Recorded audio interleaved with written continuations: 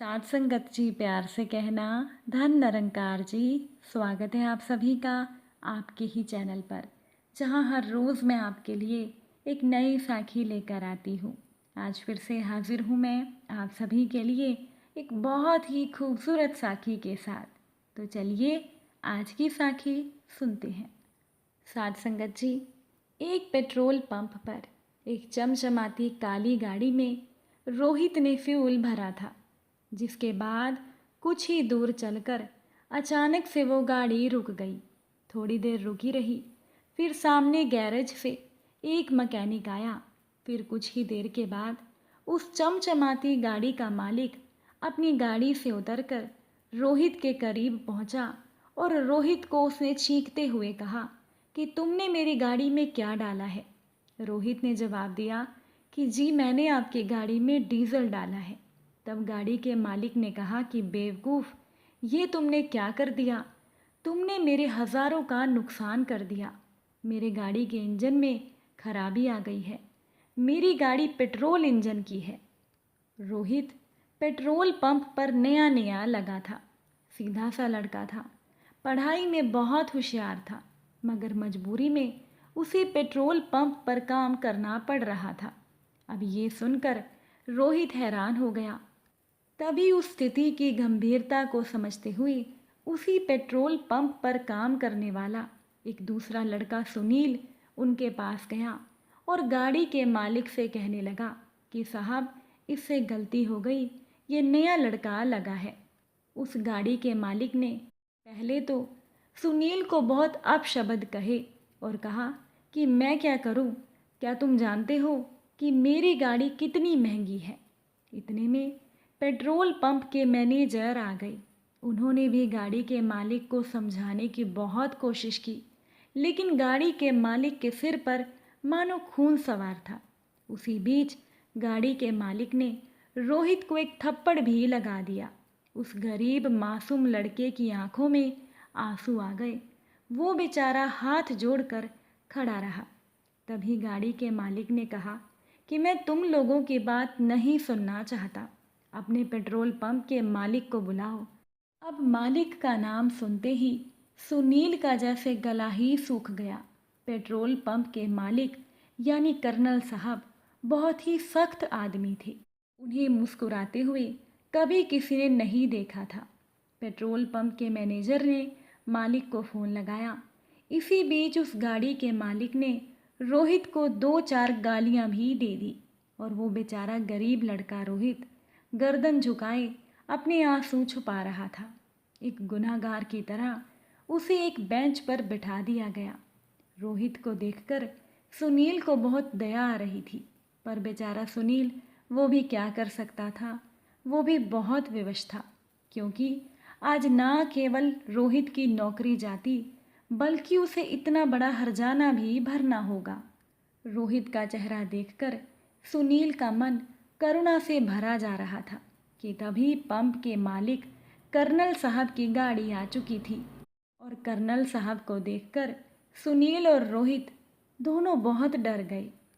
Colonel साहब पास में ही खड़े पेट्रोल पंप के मैनेजर के पास आए और बहुत ही सख्त लहजे में उनको पूछा कि क्या बात है। मैनेजर ने कहा कि सर, वो जो हमने नया लड़का रखा है रोहित, उसने गलती से पेट्रोल की जगह इनकी गाड़ी में डीजल डाल दिया। अब ये कह रहे हैं कि इनका बहुत नुकसान हो गया है और ये अपना हर्जाना मांग रहे हैं। मैनेजर ने लगभग कर्नल साहब को सारी बातें बताई। कर्नल साहब ने एक बार रोहित की तरफ देखा और फिर उस गाड़ी के मालिक के पास गए। पास जाकर कहने लगे कि आपका कितना नुकसान हुआ है। गाड़ी के मालिक ने कहा कि लगभग 15,000 रुपये का। कर्नल साहब ने मैनेजर को गाड़ी के मालिक को 15,000 रुपये देने के लिए कहा। पेट्रोल पंप का मैनेजर रुपये ले आया और गाड़ी के मालिक को वो रुपये दे दिए गए। गाड़ी का मालिक रुपये लेकर जाने लगा कि तभी कर्नल साहब ने गाड़ी के मालिक को रोकते हुए कहा कि तुम्हें भी अपना हर्जाना चुकाना होगा।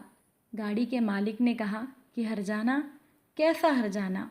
कर्नल साहब ने जवाब दिया कि तुम्हारे नुकसान की भरपाई तो हमने कर दी, मगर उस मासूम का क्या जिसे तुमने थप्पड़ और गाली दी है, क्या उसकी भरपाई तुमसे हो पाएगी? गाड़ी के मालिक ने कर्नल साहब को देखा। तब कर्नल साहब ने कहा कि ऐसे मुझे तुम मत देखो, इस लड़के से माफ़ी मांगो। कर्नल साहब ने कड़क कर बोला। गाड़ी के मालिक ने रोहित से माफ़ी मांगी और चला गया। रोहित गर्दन झुकाए अब भी खड़ा था कि तभी कर्नल साहब ने पेट्रोल पंप के मैनेजर को कहा कि इस नए लड़के को तुम काम ठीक से सिखाओ, हो सके तो सिर्फ पेट्रोल या सिर्फ डीजल वाले सिंगल पंप पर इसे काम दो। फिर पेट्रोल पंप के मैनेजर ने डरते हुए कर्नल साहब से पूछा कि सर, तो ये काम पर रहेगा क्या? कर्नल साहब ने जवाब दिया, हाँ क्यों नहीं, इसने कोई अपराध थोड़ी ही किया है, इससे एक छोटी सी भूल ही तो हुई है और इसे भूल सुधारने का मौका तो मिलना ही चाहिए। कर्नल साहब ने रोहित को कहा कि तुम जाओ रोहित, काम पर लग जाओ और आगे से ध्यान रखना। सुनील ने भी जाते जाते कर्नल साहब के सख्त चेहरे पर देखा तो उनके चेहरे पर हंसी तो नहीं दिखी, लेकिन कर्नल साहब के चेहरे पर इंसानियत और मानवता को देखकर सुनील की आंखों में आंसू आ गए। साथ संगत जी, इसी तरह हमें भी अपने जीवन में परोपकार करना चाहिए और एक दूसरे की मदद ज़रूर करनी चाहिए।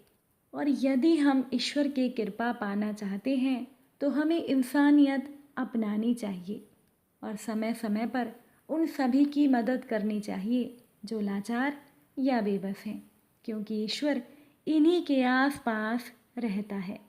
ना मंदिर में है मौजूद, ना मस्जिद में छुपा है, जहाँ भी है इंसानियत वहीं पर ये खुदा है। साथ संगत जी, इंसानियत, मानव और प्राणी मात्र की सेवा का धर्म ही असली भक्ति है। इसीलिए अपने दिल में इंसानियत को ज़िंदा रखिए। जितना भी हो सके किसी लाचार या बेबस की मदद ज़रूर कीजिए। अगर आज की साखी आप सभी को पसंद आई हो तो वीडियो को लाइक ज़रूर कीजिएगा। फिर मुलाकात होगी आप सभी से एक बहुत ही खूबसूरत साखी के साथ इसी समय। तब तक के लिए खुश रहिएगा, सेवा सिमरन सत्संग कीजिए, सतगुरु माता जी के चरणों से जुड़े रहिए, बड़े प्रेम से बोलिए धन निरंकार जी।